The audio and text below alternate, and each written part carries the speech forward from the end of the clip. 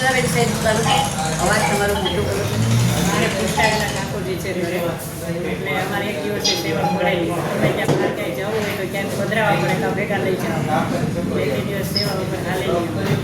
અને બધું અકસ્માત થાય સામગ્રી છે બધી અને અમારામાં દીવો વાત કંઈ આવતું નથી દીવો કરવો હોય તો અમે પિતૃનો દીવો કરી શકીએ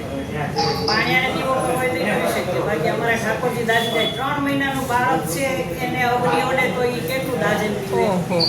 એવી 3 મહિનાના બાળકની બાળ ભાવની સેવા કરવાની છે વૃષ્ટિ ભાવ એટલે એને દીવો ન કરે હવેલીમાં આરતી આવે છે પણ આપણે તો આરતી ન કરે અમારે અહીંયા અમુક એવા દેવાય નજર હા હા